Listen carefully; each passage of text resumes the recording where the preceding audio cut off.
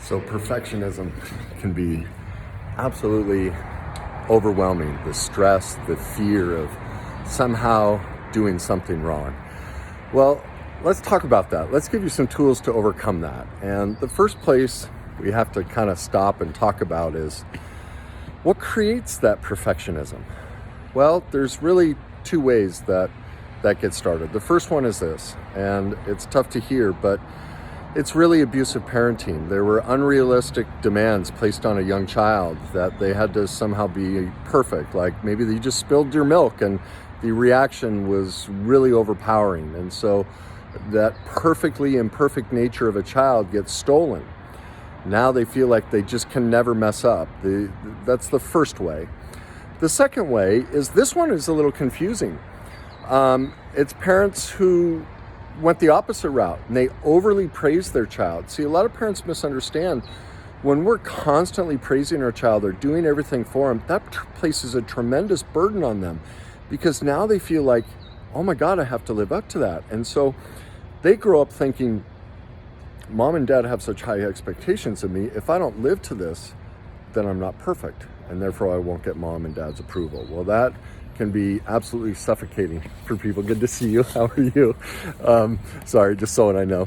But where was I? So the key to overcoming this is really kind of 4 steps. The first one is get into reality. It's very difficult for us to admit that our childhood was less than perfect, but someone who's a perfectionist is basically in a childlike state perpetually in their life. They've lost reality.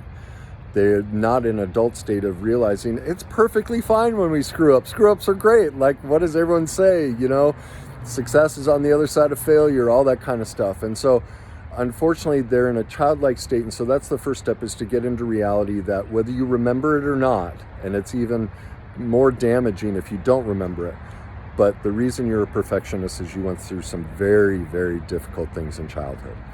So the repair process for that is affirmations. We've all heard that, but the key with affirmations is, I always say, it's not just talking about them and writing them, it's feeling them. So find some affirmations, things you like about yourself that you just feel in your soul. You have to shift that feeling, because remember what perfectionism is. It's that feeling of fear, of stress, anxiety that you're imperfect. And so the affirmation has to be a different feeling, not just a thought or words. You have to create a new feeling, all right?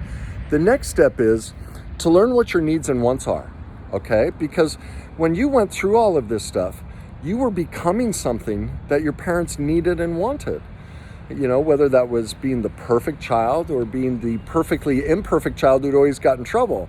And so you actually shut down what matters to you. So make a list of things that bring you joy, things that matter to you, hobbies, whatever it may be. Start discovering what matters to you. And then finally, here's a magic question. I've said this in other videos as well. But when you're in that perfectionist state and you're feeling like you have to just do it perfectly, I want you to ask yourself this question. If I really loved myself, would I put this much pressure on me? Well, of course not, if you truly loved yourself.